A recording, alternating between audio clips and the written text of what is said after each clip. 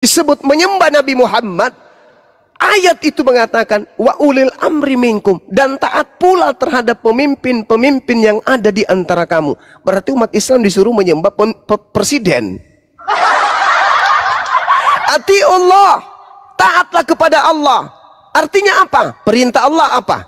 Perintah Allahnya ibadahilah aku, sembahlah aku, meminta doalah kepadaku, berharap satu-satunya kepadaku. Maka mentaati itu artinya hanya beribadah kepada Allah, hanya menyembah kepada satu hakikat pencipta yang disebut Allah Azza wa Jalla. Bagaimana dengan taat kepada Nabi? Taat kepada Nabi Muhammad, ikuti perintahnya. Wahai Nabi Muhammad, kumpulkan seluruh perintahmu. Adakah di antara seluruh perintahmu itu mengajarkan beribadah, menyembah, mentuhankan dirimu? Ternyata enggak ada. Seluruh rangkaian perintah Rasulullah yang dicontohkan, yang dilisankan, yang menjadi keputusannya, semuanya mengarahkan umat Islam untuk beribadah, menyembah, sujud hanya kepada Allah. Berarti taat kepada Nabi Muhammad sama dengan taat menyembah kepada Allah pencipta langit dan bumi. Lalu bagaimana dengan taat kepada pemimpin? Ketika pemimpin itu tidak zalim, ketika pemimpin minta ente bayar pajak, ketika pemimpin minta engkau kemudian mendirikan rumah ibadah, taat. Mendirikan rumah ibadah atas perintah pemimpin, artinya pemimpin mengarahkan kita untuk beribadah kepada Allah Subhanahu wa taala dan mengakui tuntunan yang berasal dari Nabi Muhammad sallallahu alaihi wasallam. Konsepnya jelas, terurai. Taat kepada Allah artinya menyembah kepada Allah. Taat kepada Nabi artinya taat menerima perintah Nabi agar menyembah hanya kepada Allah. Adakah Nabi Muhammad memerintahkan menyembah kepada dirinya? Tak ada. Bagaimana dengan Kristen dengan konsep mentuhankan Yesus? Jelas. Yesus anak Maria mengajarkan untuk mengimani dirinya, mempercayai dirinya, mentaati dirinya sebagai apa? Sebagai Tuhan atau sebagai utusan Tuhan? Sebagai utusan Tuhan. Yohanes 17 nomor 8, Yohanes 14 nomor 12, Yohanes 14 24. Banyak ucapan-ucapan Yesus. Yohanes 14 31 dan seterusnya. Yohanes 10 nomor 27 dan seterusnya. Yesus mengatakan, yang mempercayai diriku, yang mengikuti diriku adalah mereka yang melakukan perintah Bapa, sebab perintah yang keluar dari mulutku bukan dari aku, tapi dari Bapa yang telah mengutus aku.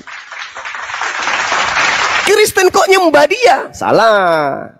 Orang Indonesia dalam hal ini Islam juga salah kalau menuduh itu menyembah Yesus. Yang Kristen sembah bukan Yesus anak Maria. Yang Kristen sembah itu adalah makhluk padang gurun yang datang kepada Paulus, yang datang kepada penulis kitab Wahyu, yang datang kepada Ananias. Bukan manusia yang mengaku-ngaku sebagai Yesus Kristus. Itu sembahan Kristen. Jadi bukan dalam skala prioritas anak Maria Yesus dengan Nabi Muhammad anak Siti Aminah. Bukan. Tetapi Edis dan murid-muridnya menyetarakan makhluk padang gurun yang adalah sibilisisis yang memang mau disembah. Apa buktinya bahwa makhluk ini mau disembah? Coba Anda baca Lukas 4 nomor 6, Matius 4 nomor 6. Apa kata makhluk tersebut? Yesus, jika engkau menyembahku, maka segala kuasa di dunia akan aku berikan kepadamu, sebab aku berhak memberikan kepada siapapun yang aku kehendaki. Makhluk ini ingin disembah. Nabi Muhammadku tidak pernah memerintahkan umatnya untuk menyembah dirinya. Sedangkan makhluk yang bernama Kristus ini menginginkan disembah. Buktinya, ketika makhluk ini keluar dari kubur, apa kata dia? Kepada aku telah diberi kuasa. Yang memberikan kuasa siapa? Makhluk yang datang kepada Yesus. Tapi Yesus menolak kuasa itu. Makhluk yang masuk ke dalam kubur menerima kuasa tersebut. Kepada aku telah diberi kuasa. Siapa yang memberinya kuasa? Sibilisisis. Pergilah seluruh bangsa, jadikanlah seluruh bangsa menjadi pengikutku. Itu perintah siapa? Sibilisisis. Siapa kemudian menjadi pengikutnya? Kristen. Di antaranya Edis, penyembahan terhadap makhluk padang gurun yang datang kepada mayat yang ada di dalam kubur, yang keluar dari kubur, memerintahkan ke seluruh bangsa menjadi pengikutnya.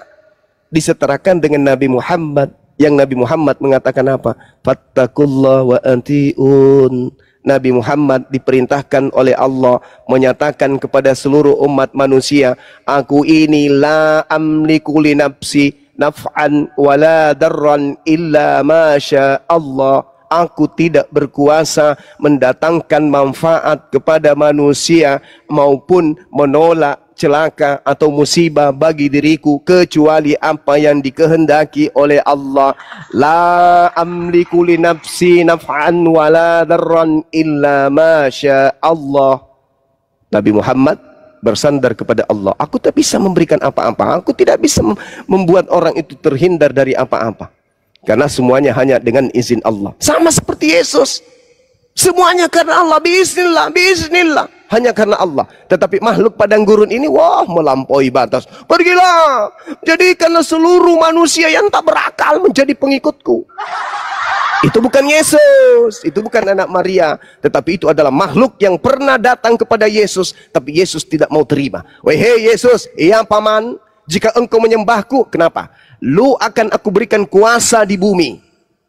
Sebab aku berhak memberikan kuasa itu kepada siapapun yang aku kehendaki. Kata Yesus dalam Yohanes 12 nomor 40 Mesa 41. Apa kata Yesus? 41 apa 31 ya? 31, sorry. Yohanes 12 nomor 31, Yesus mengatakan apa? Tidak lama lagi dia katakan gini, sekarang berlangsung penghakiman atas dunia ini.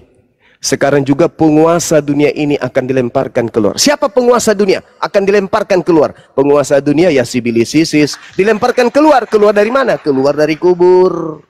Itulah yang datang kepada murid-murid. Sehingga Yesus menubuatkan.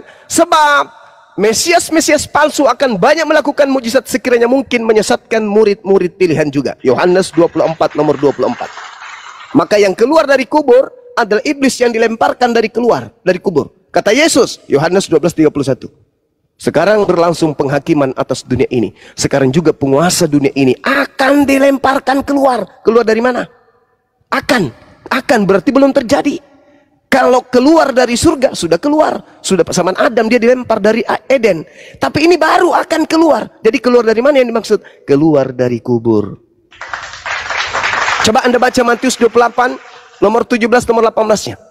Ketika dia keluar dari kubur, murid-murid ketakutan dan ragu, tidak percaya kalau itu adalah kalau itu adalah gurunya. Lalu makhluk itu mendekati mereka dan berbisik, "Kepadaku telah diberikan kuasa. Pergilah ke seluruh dunia. Jadikan seluruh bangsa menjadi pengikutku."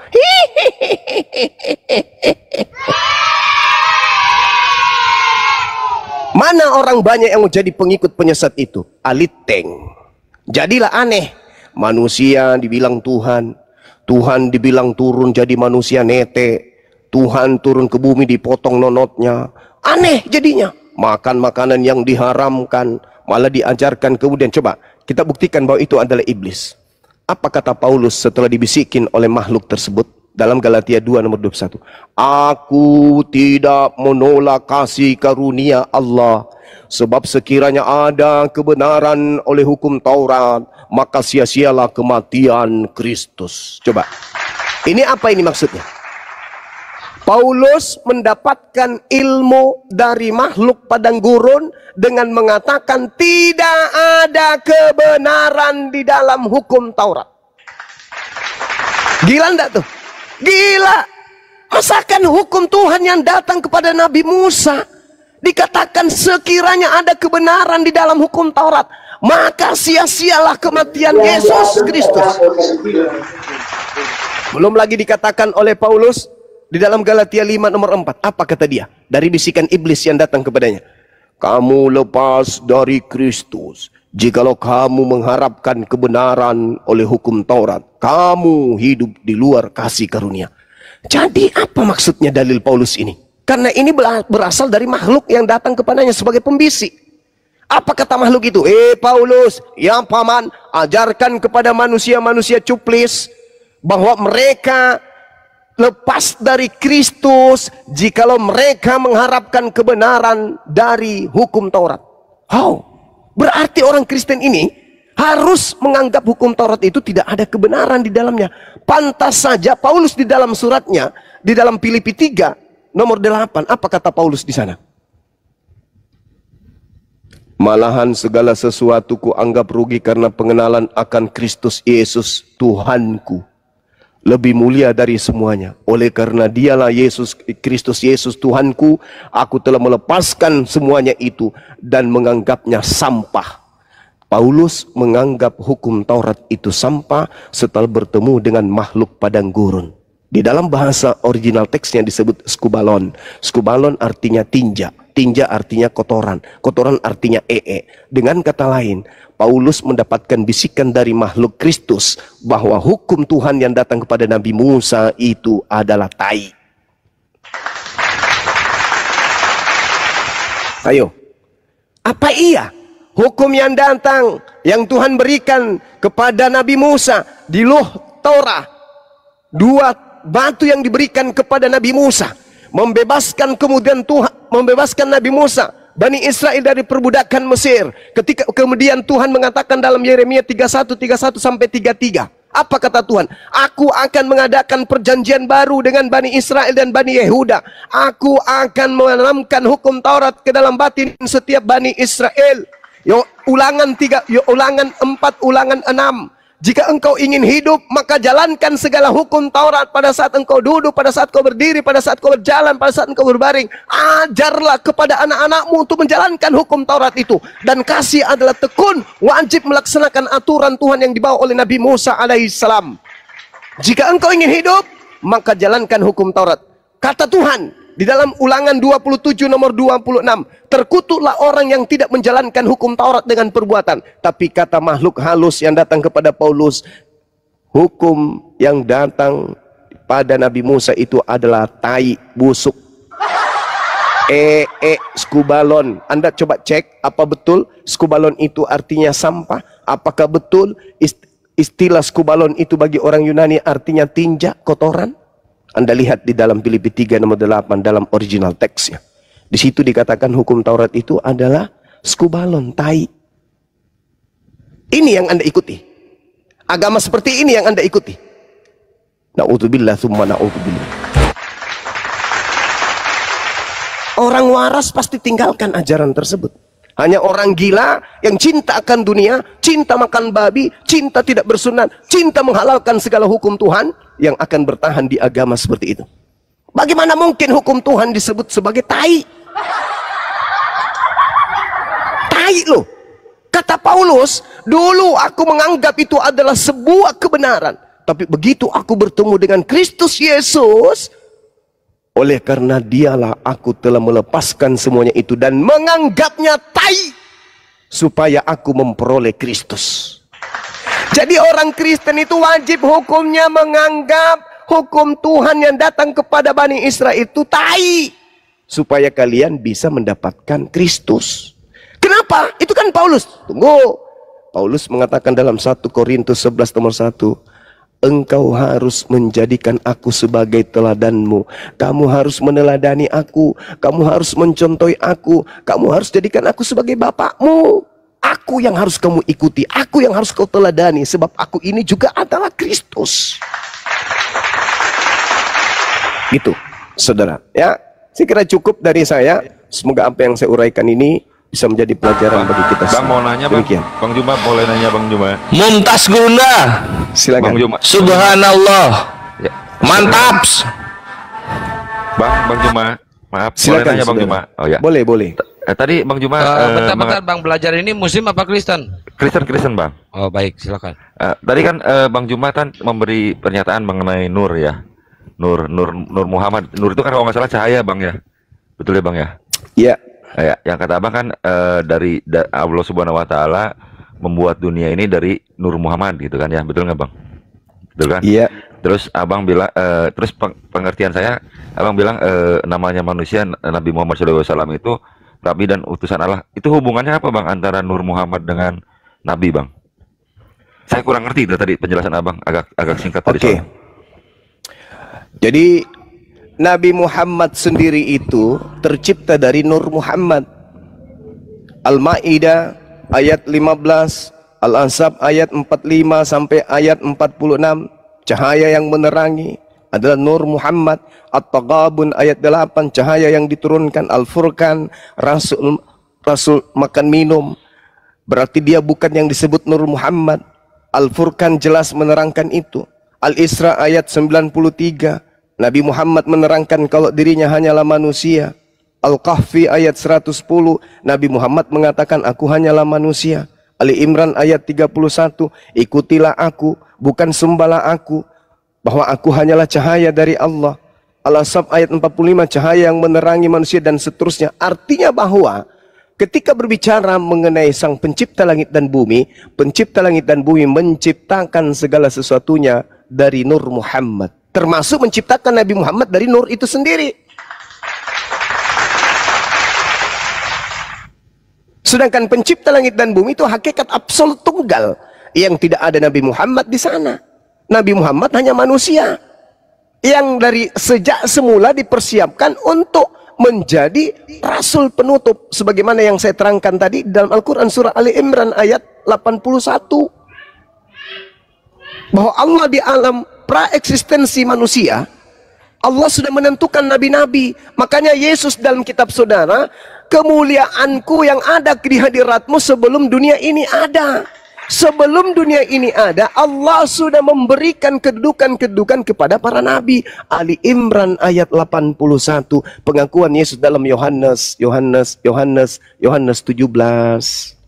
Nomor 1, nomor 2, nomor 3. Itu. Kemuliaan, permuliakanlah aku di kehadiratmu sebagaimana kemuliaan yang aku miliki di sisimu sebelum dunia ada. Nabi Muhammad memiliki kemuliaan di sisi Allah sebelum alam semesta ini diciptakan. Itulah yang disebut Nur Muhammad. Berarti maaf bang, berarti kalau gitu Nur Muhammad itu bukan Nabi Muhammad sebagai manusia bang? Benar ya? Sekali. Beda ya berarti ya bang ya? Iya. Tapi kenapa nggak dikatakan begini aja bang? Allah menciptakan dunia dari nur gitu. Kenapa mesti ada istilah kalau kita ngomong nur gitu ya? Nur itu kan saya. Kalau kita di belakangnya ada Muhammad kan berarti kita konotasinya larinya ke Nabi Muhammad sebagai nabi bang, Muhammad SAW bang.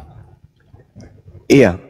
Jadi kaidah ini sebenarnya dalam Al-Quran begini. Bismillahirrahmanirrahim.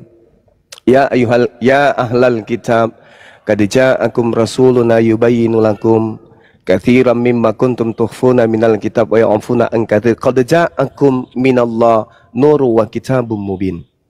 Telah datang kepadamu cahaya dari Allah. Apa cahaya dari Allah itu? Cahaya dari Allah itu adalah baginda Rasulullah Muhammad sallallahu alaihi wasallam. Dunia gelap, zaman jahiliyah gelap. Dengan turunnya Nabi Muhammad menjelaskan kebenaran tentang tita yang datang kepada Nabi Adam alaihi salam. Jadi terang dia.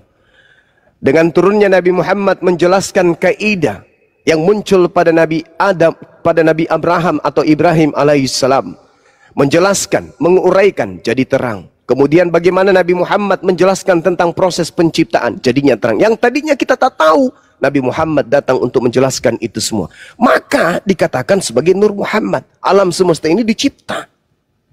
Kenapa? Karena nanti Nabi Muhammad yang akan menguraikan itu semua. Makanya dijelaskan dalam Al-Quran surah An-Nahl ayat 44. Nabi Muhammad diutus oleh Allah membawa Al-Quran sebagai cahaya untuk dunia dan menjelaskan serta membimbing seluruh manusia. Kalau Nabi Abraham hanya untuk keturunannya, begitu juga Ishak, begitu juga Yakub, begitu juga Yesus hanya untuk kaumnya. Tapi kalau untuk Nabi Muhammad, dia menjelaskan seterang-terangnya tentang alam semesta ini, tentang pencipta langit dan bumi ini. Maka dikatakanlah Allah menciptakan dengan Nur Muhammad. Seperti itu saudara. Bukan berarti Nabi Muhammad itulah Nur Muhammad itu sendiri, enggak. Allah menciptakan alam semesta ini dengan Nur Muhammad. Nurun ila nur, cahaya di atas cahaya. Tindak Kores mungkin ada yang ingin disampaikan, silakan. Iya Gurunda, ada yang mau disampaikan. Silakan. Mantap Gurunda, Masya Allah, Subhanallah. Nice. Lanjut Gurunda. Berarti bang mau nanya lagi bang. Berarti kalau misalkan berarti secara garis besarnya Allah Subhanahu Wa Taala udah menskenariokan bahwa Nabi Muhammad akan diturunkan ya. Soalnya kalau tidak diturunkan Nabi Muhammad berarti dunia tidak ada, kita tidak ada gitu ya bang. Benar sekali. Suara kencang banget. Benar sekali. Oh gitu bang ya. Okay. Yes. Oke, makasih Bang ya. Salam Bang. Sama-sama, saudara. Saya mau ngomong dulu sama Ya, sama bentar Bang Koi, bentar Bang Koi boleh, sama Gurunda Hatuha boleh. Silakan mau open cam juga Bang Koi boleh. Bang Koi ini yang pernah naik ke sini itu kan, yang Kristen itu kan? Ya boleh, saya open cam ya. Silakan kalau mau open cam silakan. Nah, Pak Zuma. ini dari kekristenan juga Gurunda. Ya. Iya. Cuma jangan curhat ya Pak ya. Enggak, saya nggak curhat. Saya mau membantah apa yang disampaikan oleh Zuma. Ya, Zuma, saya melihat kamu mendestruksi iman kekristenan yang dibangun oleh Petrus. Nah, kan curhat. Gitu. Enggak, sebentar, saya buktikan nanti. Saya buktikan. Keluaran 23 ayat 7, jauhkanlah dirimu dari perkataan dusta, oke? Dan janganlah membunuh orang yang tidak bersalah. Poinnya kan di situ. Iya. Maksud dari saya ini adalah pesan Tuhan melalui Musa kepada bangsa Israel, menjauhi perkataan dusta. Oke? Jangan membunuh orang yang tidak bersalah. Oke? Kemudian Tuhan tidak membenarkan menghukum orang yang bersalah. Oke? Di ayat ke-8 ya, disebutkan di situ di ayat ke-8, janganlah menerima suap, karena suap membuat orang Buta. yang membalikan perkataan orang yang benar. Oke? Nah, apa maknanya di sini? Suap dan keadilan. Ini yang terjadi sama Yudas Iskariot. Zuma, kalau kamu tidak suka dengan Paulus, silahkanlah versimu. Tapi kamu membuat teori kristologi untuk sesuai dengan versimu. Ini keliru. Kenapa? Saya katakan tadi. Karena kamu tidak mengutip juga yang namanya konsep teologis yang dibangun oleh Petrus. Gitu loh. Sekarang Anda dudukkan perkara ini dulu, saudara. Anda dudukkan Keluaran 23 yang dikutip oleh Yesus ini di dalam Lukas 24 nomor 44. Kira-kira sabar dulu. Kira-kira bisa nggak agama Kristen lolos di sini? Cuma paham nggak kristologi? Paham. Nah, artinya ada di tengah-tengah itu iman, dan iman itu Jangan bawa imanmu di sini, saudara.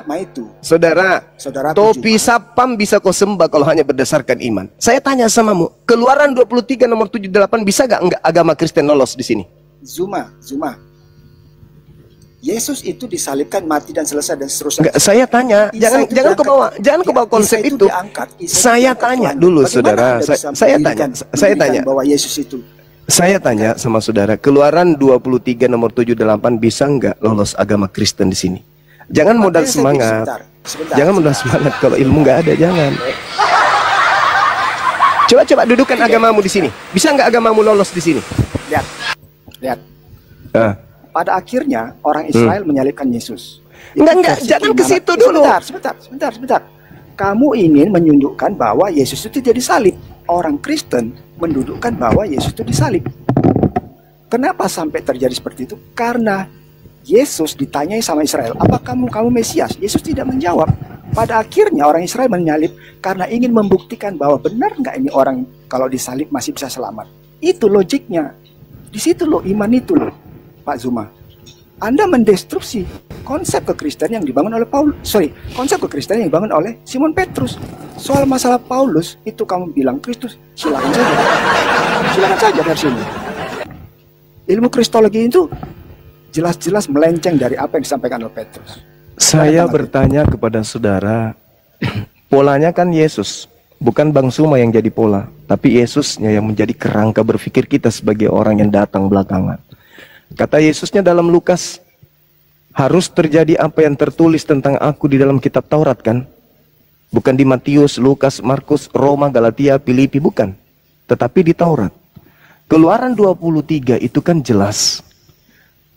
Jangan kau percaya akan dusta. Maka kami dilarang percaya kepada Kristen. Karena Kristen dibangun di atas dusta. Apa itu? Mulai lagi. Loh. Iya, saya akan buktikan kalau agamamu itu berdiri di atas dusta. Kalau nggak dusta, nggak ada Kristen. Saya bertanggung jawab atas itu. Iya, kristologi itu salah, Zuma.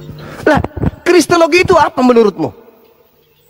Kristologi itu ilmu yang mempelajari tentang kekristenan. Ya itu dia. Maka ketika saya masuk ke dalam ranah itu, ternyata saya tak temukan bahwa Kristen salah memahami tentang Bibelnya. Bahkan mereka tidak paham tentang Bibel itu sendiri. Mereka hanya berlandaskan kepada doktrin dan dogma bapak-bapak gereja.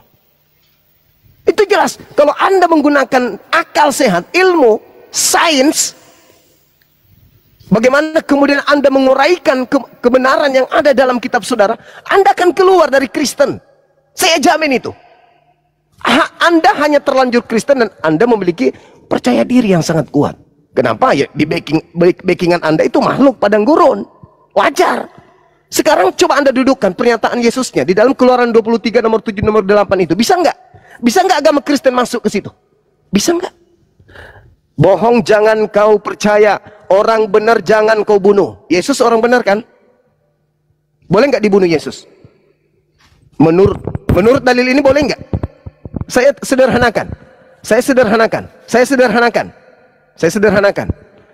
Menurut dalil Keluaran 23 yang sebagai referensi pengajaran Yesus dalam Lukas 24:44, boleh nggak Yesus dibunuh berdasarkan referensi tersebut? Jawab.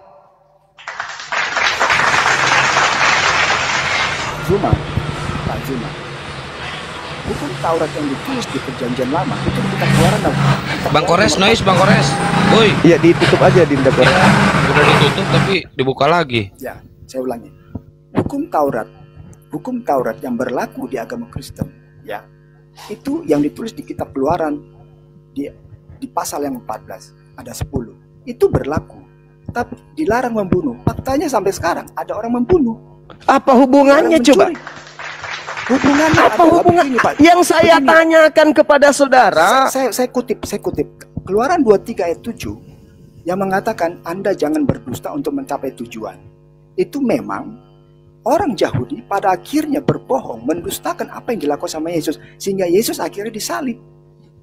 Di situ kristologinya. Tapi Anda ingin boleh tidak membunuh, boleh tidak membunuh Yesus. Di tengah-tengah itu ada iman. Memalukan sekali. Memalukan kalau hanya berdasarkan. Pertanyaan saya, boleh tidak Yesus dibunuh berdasarkan firman Tuhan tadi? Di mana firman ini adalah kisi, referensi yang Yesus bocorkan. Pak Zuma, kita masih bisa berdebat dan berdiskusi ilmu perbandingan agama, tapi hormati iman, sama seperti saya menghormati iman saudara saya orang Muslim. Kalau begitu, hentikan gerakan kristenisasi, gerakan membodohi orang. Saya setuju. Nah, gitu. Hentikan. Lembaga Bible Indonesia, STT, jangan lagi belajar tentang Islam. Misionaris hentikan. Jangan ada lagi misionaris masuk ke kampung-kampung menjual agama dari barat itu. Itu saya setuju. Bahwa menyebarkan brosur-brosur itu nggak benar itu. Nah, sekarang pertanyaannya adalah, kembali kepada tema. Keluaran 23 nomor 7 nomor 8, bisa nggak Kristen lolos di situ? Begini Zuma, Tuhan memberikan perintah, menetapkan aturan, menetapkan dalil. Tetap saja manusia membantahnya. Itulah Israel.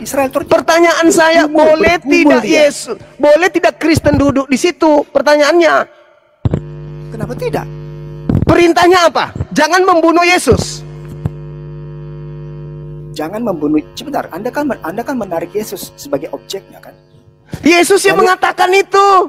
Ini Yesus belum lahir di sini. Aduh Juma. Hei saudara, Lukas 24 nomor 44, harus terjadi semua yang dikatakan tentang aku di dalam kamu bilang, hukum Zuma, Taurat. Keluaran 23. Tadi katanya Keluaran 23, bukan Lukas. Yang mana nih sekarang?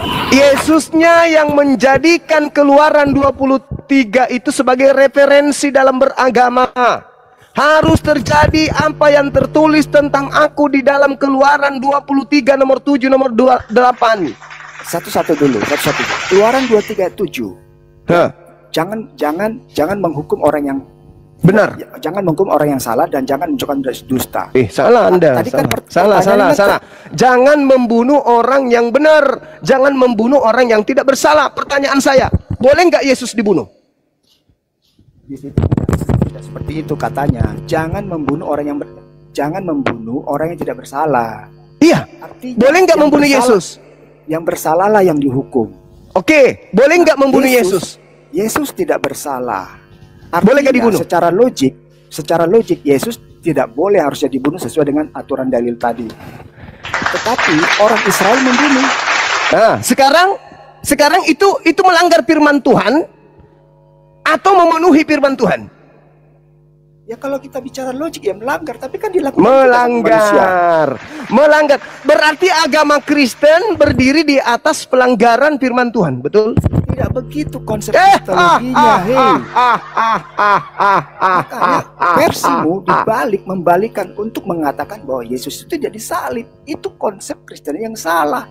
Loh, sekarang kita iakan Yesus disalib. Pernyataan saya jelas. Dengan disalibnya Yesus, apakah itu melanggar firman Tuhan? Secara logik melanggar. Berarti agama Kristen berdiri di atas pelanggaran terhadap firman Tuhan. Setuju nggak? Parsial iya, tetapi Tepuk tangan. Allah memiliki misi. Allah memiliki misi terhadap Yesus tadi. Apa misi? Coba Anda tunjukkan di mana misi Allah tentang Yesus. Di mana? Itu topik yang luas lagi, panjang. Makanya itu topik yang ada di dalam mimbar gereja. Nggak boleh Anda bawa di sini karena itu doktrin, itu dogma. Saya katakan kepada saudara, pelek sepeda bisa Anda tuhankan kalau hanya berdasarkan keyakinan saja. Sayangnya agama Kristen terciduk berdiri di atas pelanggaran-pelanggaran terhadap firman-firman Tuhan. Saya perhatikan. Selesai kita kan? Mendestruksi kristologi itu sendiri. Loh, terutama apa yang kristologi? Kristologi apa? Jelas, kristologi? Jelas itu. Jelas. Kalau saya mendefinisikan itu ilmu yang mempelajari tentang kekristenan, oke. Ternyata Kristen setelah dipelajari adalah sebuah agama yang berdiri di atas panji pelanggaran terhadap firman Tuhan. Itu dalil. Anda sudah mengiyakan tadi. Saya juga belajar ismologinya. Tidak ada urusan kok. Saya menganggap anak yang tidak mengerti tentang Al-Quran belajar Islam. Apa bedanya dengan Edis? Apa bedanya dengan Edis? Apa bedanya dengan RK yang buta tentang Al-Quran tapi mengaku-ngaku belajar Islamologi? Apa artinya belajar Islamologi kalau hanya lulusan STT, sekolah tipu-tipu? Apa? Itu yang saya bilang, terminologi STT, sekolah tipu-tipu. Jadi memang jelas. Coba kamu buka. Coba kau lihat bagaimana Islam diajarkan di sana. Apa itu enggak nipu? Bagaimana Islam kalian ajarkan di dalam STT? Apakah kalian tidak menipu? Kamu usul kalau dalam belajar di STT yang diundang tuh ustadz belajar tentang Islam. Untuk apa kalian belajar STT? Untuk apa? Untuk apa kalian belajar Islamologi? Apa untungnya buat kalian kalau bukan untuk menghina dan menghujat Islam? Gitu loh. Apa? Menghujat itu pelanggar undang-undang. Nah, itu materi di dalam STT tentang Islam. Itu. Nah, sekarang gak usah terlalu jauh. Iakan saja. Agama Kristen adalah agama yang berdiri di atas pelanggaran Tuhan, firman Tuhan. Sudah selesai. Betul? Iya dong. Ya, artinya bikinlah versimu sendiri karena kalau tadi kita bahas mengenai apa yang disampaikan oleh Allah itu dia bikin versimu sendiri. Itu fakta, itu fenomena yang ada. Agama Kristen berdasarkan Keluaran 23 nomor 7 nomor 8 adalah agama yang berdiri di atas pelanggaran pada firman Tuhan. Saya dipanggil dulu ya, sebentar ya. Ya, silakan saudara. Kalau hanya modal semangat Os, kalau hanya modal semangat, dia insan bela diri rupanya. Os, sorry. Bang, nanya lagi bang, iya. maaf bang. Nyantai ya bang, silakan. jangan kayak tadi marah-marah. Ini bang, ini oke. Saya udah ngerti semua pernyataan bang Juma. Cuman efeknya jadi ini loh bang. Kalau menurut saya ini ya, logika saya bang, kan berarti itu efek dari pernyataan bang Juma itu mengatakan membuat Nabi Muhammad bukan sekedar manusia biasa bang. Maksudnya lebih dari sekedar nabi bang, tapinya bang. Oh enggak, kedudukan tertinggi yang dimiliki manusia itu karena mereka diberikan kemuliaan berupa kenabian. Itu mentok sampai nabi gitu bang. Oh iya. Tapi kan nabi-nabi lain nggak seperti itu bang. Maksudnya kan yang kita tahu kan cuma ada Nur Muhammad itu, nggak ada Nur Isa atau misalkan Nur Musa gitu bang. Berarti kan lebih tinggi dari nabi-nabi yang lain lah minimal gitu bang. Jadi gini, kalau kita lihat Al-Quran surah Al-Ahzab, di situ diterangkan oleh Allah di ayat 45-46, Allah Subhanahu wa taala menjelaskan begini. Ya ayuhan nabi, inna arsalnaka syahidan wa mubasysyiran wa nathira Wahai Nabi, sesungguhnya aku mengutusmu untuk menjadi saksi, pembawa kabar gembira dan pemberi peringatan. Wadaiyan ilallah biizni wasirajan munira, dan untuk menjadi penyeru kepada ajaran Allah dengan izinnya dan sebagai cahaya yang menerangi. Jadi seluruh nabi itu adalah nur.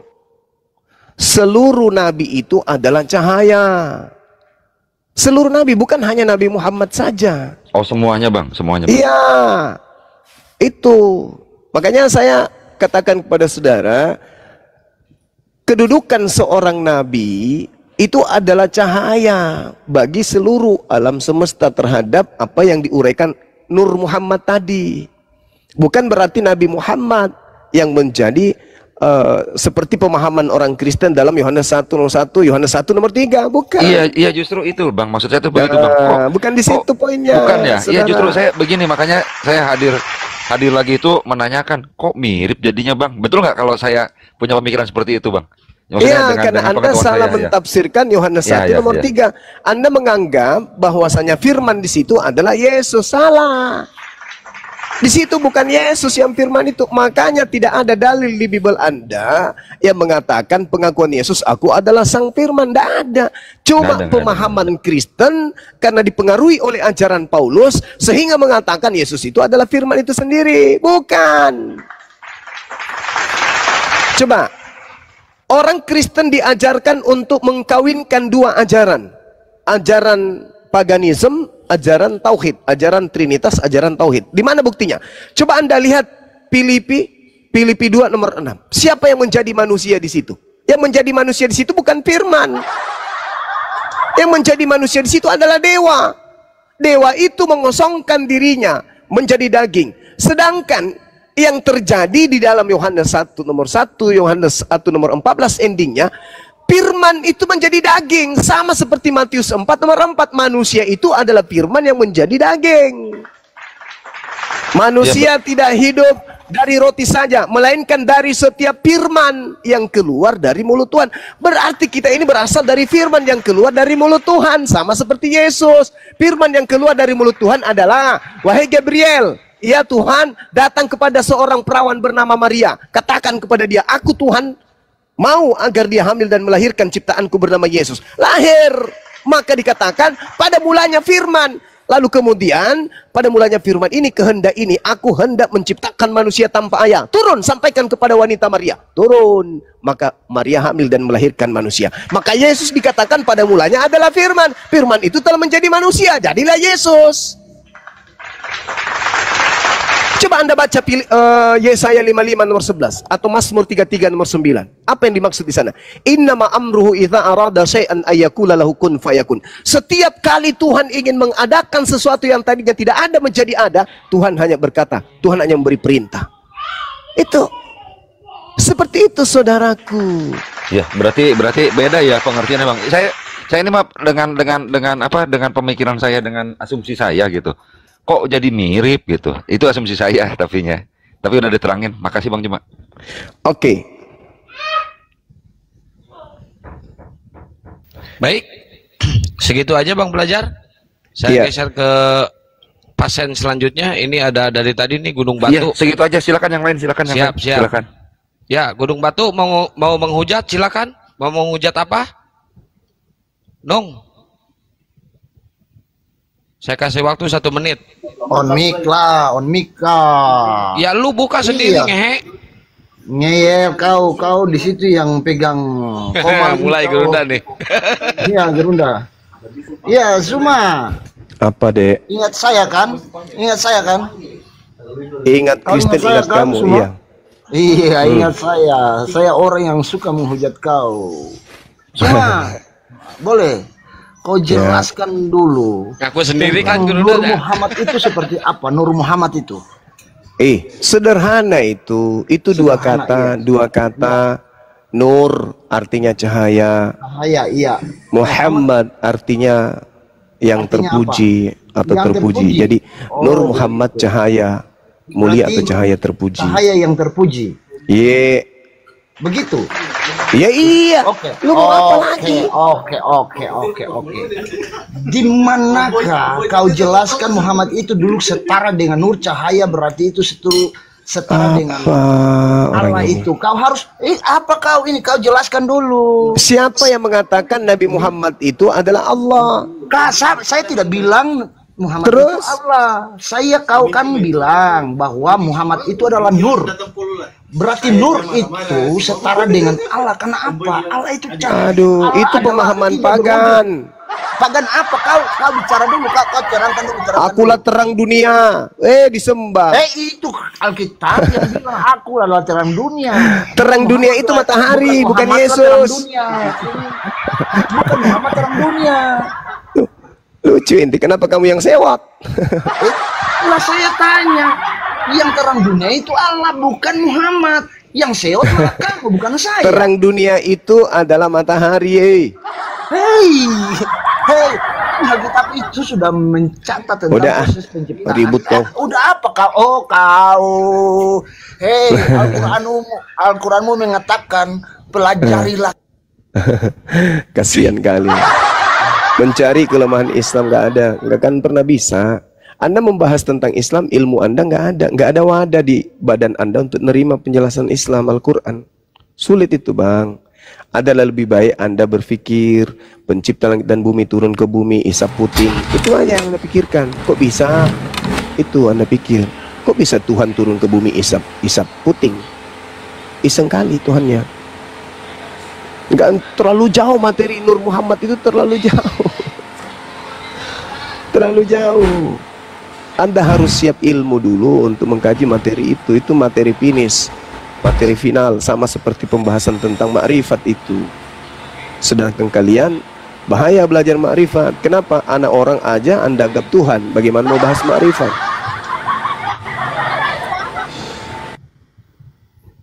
Bang Kores, noise Bang Kores. Ini Pandi katanya mau promosi dulu. Pandi silakan. Pandi.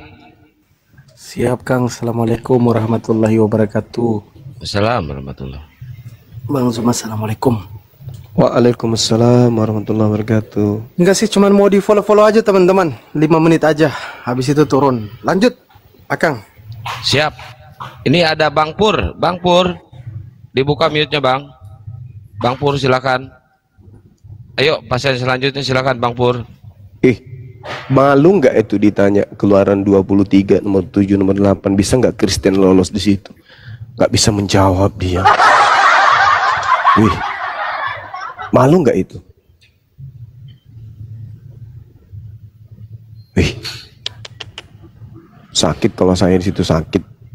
Ternyata Kristen ini berdiri di atas pelanggaran terhadap firman Tuhan. Apa dibilangnya? Ya iman, ya di tengah-tengahnya ada iman, ya di tengah-tengahnya ada iman. Loh, waduh, tusuk gigi pun bisa kau tuhankan kalau hanya sebatas imani saja. Bisa. Bahkan sarang lebah bisa kau sembah, kau tuhankan kalau hanya modal iman saja. Keluaran 23 nomor 78 bisa nggak agamamu lolos di situ? Secara apa dibilang tadi itu? Secara akal memang nggak bisa. Kan luka sudah kalau digituin. Ya berpikirlah ya adik-adik sekalian, anak-anakku di bawah yang didatangi misionaris, yang kemudian ada wanita-wanita cantik yang diberikan mendatangi Anda untuk murtad. Berpikirlah. Saudara kita Kristen yang kita kasihi saja ini tidak mampu meloloskan agama Kristen di Keluaran 23 nomor 7 nomor 8 ini. Lalu bagaimana Anda mau masuk ke situ? Jangan. Saya kira begitu, sementara saya pamit 15 menit, 10 menit. Nanti kita lanjut lagi ya. Silakan. Siap Gurunda. Ayo teman-teman di follow nih akunnya Bang Pandi nih. Di follow ya biar beliau bisa live lagi. Ayo moto, monitor ayo moto. Ayo moto. Ya. Res, monitor res. Masuk. Ya silakan. Ini ada Bang Pur, monitor nggak Bang Pur? Kocak anjir. Yang ini nggak noise, itu 2 noise. Ini nggak noise. Jeros.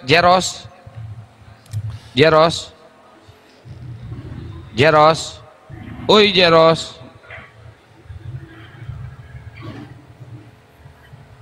Jeros, saya turunin ya. Seluruh kota. Edis.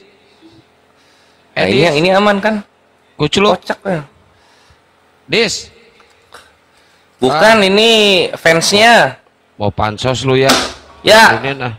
Seperti yang gua biasa sanjung kalau ada fans-fansnya Edis, tolong selalu berdonasi untuk pembangunan rumah apologet yang sedang diprogram oleh Edis, ya. Gitu. Flash, ini Jangan kalian miskin-miskin cuma 50.000, 100.000 ya per orang. Untuk rumah apologet Edis itu 1 juta ya per harinya. Gitu ya kawan-kawan. Thank you. Oke, lanjut. Lebok Apa? si gunung batu lebok kula itu. Kenapa sih Gunung Batu? Biasa. Saya mau lawan siapa? Lawan saya. Kamu siapa? Saya Sukijat. Ya? Saya Sukijat. Kamu siapa? Oke, Sugijat. Ya, kenapa gunung? Boleh. Saya boleh bertanya? Boleh banget, silakan. Saya suka ditanya. Iya, suka. Tapi kalau dijawab jangan sakit hati. Ketika Al-Quran diturunkan sebagai wahyu kepada Muhammad, Ya? kenapa saya diturunkan? Hah?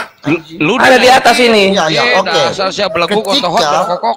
Ketika Al-Quran diturunkan kepada Muhammad sebagai wahyu dari Allah, kira-kira siapa saksi yang menyaksikan bahwa Al-Quran itu diturunkan kepada Muhammad? Malaikat. Kalau manusia nggak ada. Oh, jangan bilang malaikat. Kalau malaikat itu kan itu mulutmu aja. Oh, kalau mau manusia nggak ada. Iya, harus begini. Harus sesuatu yang dijadikan sebagai pegangan itu harus Ya. harus akan merujuk pada sebuah bukti yang kuat. Begini contohnya ya. Contoh ya. Kalau seseorang menyembah kepada jin, menyembah kepada batu atau menyembah kepada pohon, dia akan tetap melihat dulu, atau temannya melihat, atau orang-orang di sekitarnya melihat bahwa Lagi situ Bangka kekuatan dari barang yang disembah itu ada. Oke. Saya Udah bukan mau lebih dijawab ini, lu jangan bertanyanya. Siap. Kalau begitu siapa saksi ketika Allah turun ke rahim Maria? Siapa saksinya? Waduh, kok tiba-tiba sepi? Kalau nggak ada, mending yang nyembah batu dan pohon dong. Oh, berarti kamu menyembah batu dan pohon? Bukan, kan kalian yang ada kayunya di gereja. Enggak, saya tanya, ketika Al-Quran diturunkan sebagai wahyu kepada Muhammad, siapakah menjadi saksi? Nggak ada manusia jadi saksi. Nggak ada yang manusia yang jadi saksi. Betul. Al-Quran Kalau ketika Yesus turun kepada rahim Maria, ada saksinya. Oh, ada saksi banyak dong. Siapa yang melihat vaginanya kalau gitu? Silakan. Kau itu Jibril kau tahu dengar tahu bodoh. Ketika Yesus turun ke rahim Maria, siapa yang melihat vaginanya? Silakan. Jibril itu sudah datang mengatakan kepada Maria. Siapa saksinya ketika melihat malaikat datang kepada Maria? Siapa? Jangan kamu bohong-bohong. Masa kalah sama batu? Sebagai manusia, dia Lo yang melihat Maria siapa? Yang melihat Maria ini turun Yesus ke rahimnya siapa? Gitu. Kamu jangan standar ganda kamu ya di sini ya. Kehendakmu. Ya mana saksinya, manusia mana? Siapa yang lihat vaginanya ada Tuhannya? Siapa? Aduh, kau Lo kok aduh? Tadi kan ketika malaikat ketemu Nabi nggak ada manusia. Sekarang ketika Yesus nih turun ke rahim Maria, siapa saksinya? Kau jawab saya. Nah, siapa? Tadi udah bilang gua mah jujur enak, nggak ada manusia yang lihat. Nah, kalau lu kan yakin ada manusia yang lihat. Siapa yang melihat Allah di vaginanya Maria? Siapa? Oke, begini. Oke ya. Boleh saya. Oke. Nggak boleh dilarang, nggak boleh. Ketika malaikat ketemu Nabi, nggak ada manusia saksinya. Ketika Allah turun ke rahim Maria, siapa yang melihat vagina Maria ada Allahnya? Siapa? Lo itu pengakuan Maria dalam Alkitab itu Lo sudah. nggak boleh pengakuan, harus saksi. Kamu gimana sih kota Kia Korintus kamu? Nggak boleh, harus saksi. Manusianya siapa? Maria itu yang mengalami Maria itu. Nah, siapa yang melihat? Siapa yang melihat ada Allah di vaginanya Maria keluar? Siapa? Maria itu tidak mati. Nggak boleh Marianya, harus orang lain yang menjadi saksi. Maria kan pelaku di sini. Jangan, Maria itu. Oh, nggak bisa dong. Wah, kok Maria saksi? Maria yang lahirin Allah, kok Maria juga saksinya? Gimana sih? Bibirmu Modal doer, sih kau ya. karena kebodohanmu menutup. Mu nggak bisa bodoh. Nabi ketemu malaikat harus ada saksi. Ketika Allah turun ke rahim Maria, kenapa bisa nggak ada saksinya?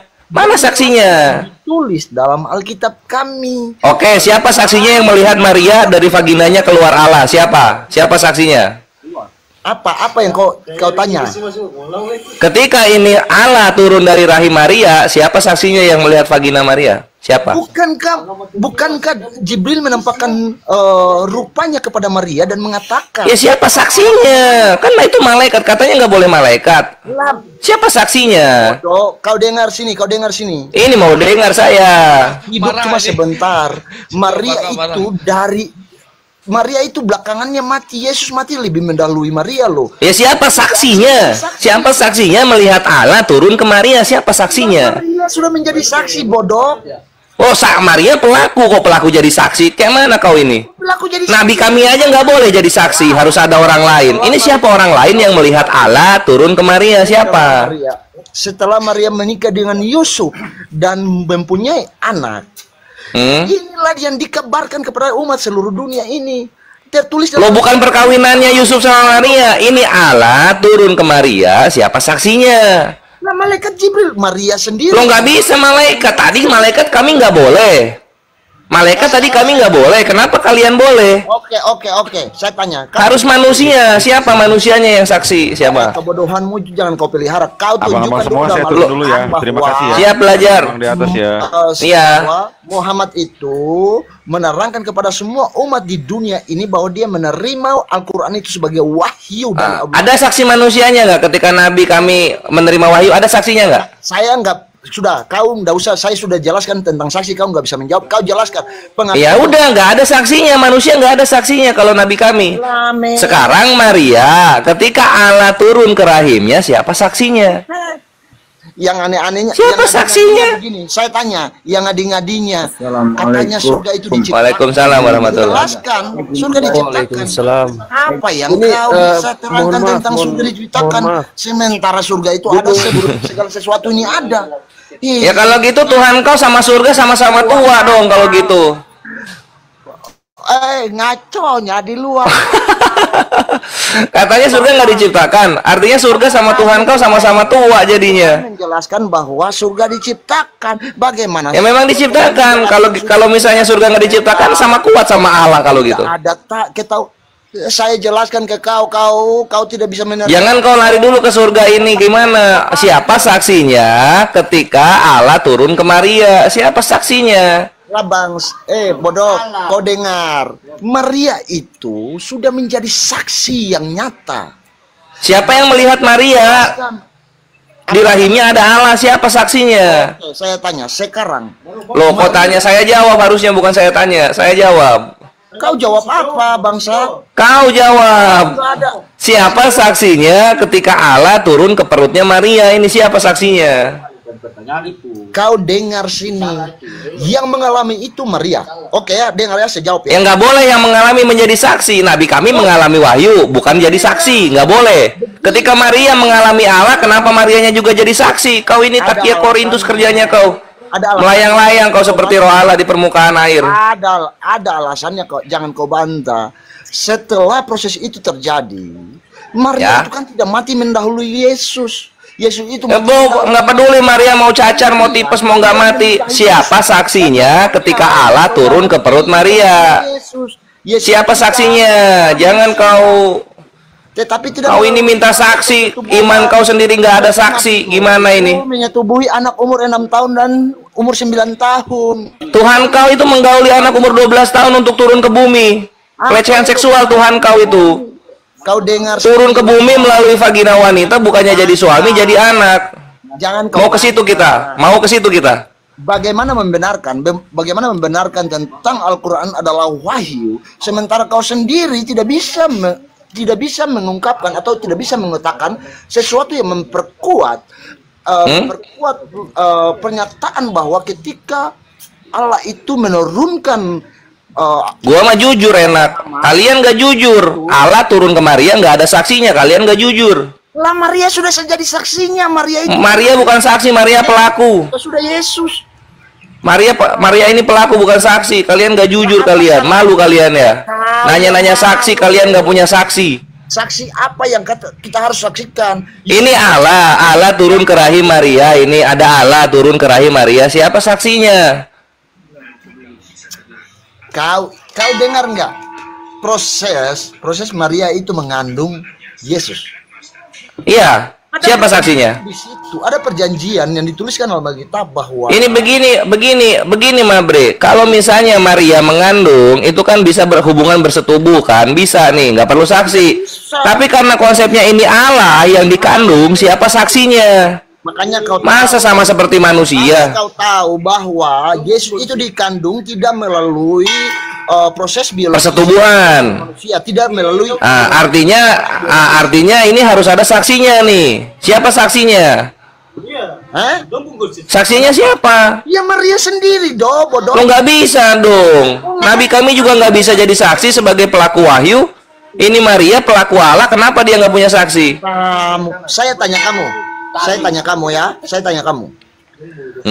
Ketika Yesus mati mendahului Maria, apakah Maria tidak bisa dijadikan sebagai saksi untuk menulis atau mencatatkan seluruh persoalan atau kejadian yang pernah dialami? Yesus mati banyak saksinya.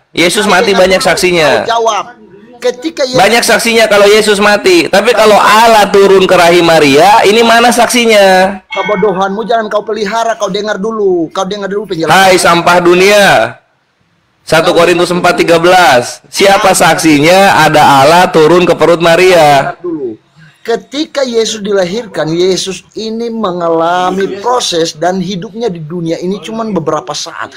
Maria ini itu nggak aneh, itu nggak spesial. Allah turun ke rahim Maria, siapa saksinya? Itu ada proses. Kalau kita mau bilang siapa yang tanya proses? Kau ini melayang-layang terus kau seperti roh Allah. Maria itu menjadi saksi hidup. Siapa saksi hidupnya? Maria itu menjadi saksi hidup loh kan? Maria ini korban Maria ini bukan saksi, dia korban. Siapa saksinya? Ada Allah turun ke rahim Maria. Siapa saksinya? Oke, sekarang saya tanya ke Anda ya. Saya tanya ke Anda. Logikanya jujur susah jujur ya. Lah Maria itu jadi saksi. Nabi kami diterima wahyu, saksi manusia nggak ada, jujur mudah. Kalian Allah turun ke perut Maria nggak ada saksi, nggak mau jujur kalian, nggak mau jujur. Lah Maria itu saksinya loh bos. Siapa yang menyaksikan Maria ada Allah turun ke perutnya siapa? Saya tanya, apakah kematian Maria dengan Yesus itu berbeda? Di mana Maria ditulis mati di Perjanjian Baru? Kau dengar sini saya jelaskan. Nanti saya tunjukkan ayatnya. Jangan kau tunjukkan ayatnya Maria mati. Kau ini ya. Macam-macam saja kau. Memang. Kau yang tidak tahu Maria tidak pernah ditulis mati di Perjanjian Baru. Jadi kau kembali lagi, siapa saksinya ketika Maria ada Allah di dalam perutnya? Siapa saksinya itu? Katanya wahyu dari Allah. Padahal dibilang kamu harus mempelajari kitab-kitab sebelumnya. Ya ini ketika saya mempelajari kitab sebelumnya, tidak ada saksinya itu Maria melahirkan Allah. Kenapa kau imani? Kenapa kau harus membenarkan sesuatu yang kalian sembunyikan? Kau harus mengakui. Kenapa ya? Gimana mau dibenarkan kalau tersembunyi? Contoh, mana saksinya ketika Maria melahirkan Allah? Siapa saksinya? Maria saksinya, karena Maria Loh kok bisa Maria sebagai korban, sebagai saksi? Gimana ini? Tahu Yesus itu mati mendahului Maria. Maria itu setelah Yesus mati banyak saksinya. Banyak saksinya Yesus mati, kelihatan itu. Kau tahu nggak? Setelah Yesus itu mati mendahului Maria. Di mana Maria mati di Perjanjian Baru? Yesus mati ada di Perjanjian Baru. Maria mati nggak ada. Kebodohanmu jangan kau bergetar jakunmu bergetar. Apa jantung bergetar jakunmu ya. Baru tahu kau Maria tidak mati di Perjanjian Baru, baru tahu kau ya. Kau dengar sini, semua proses itu sudah dijalani oleh Maria dan Maria sudah mengatakan itu. Di mana Maria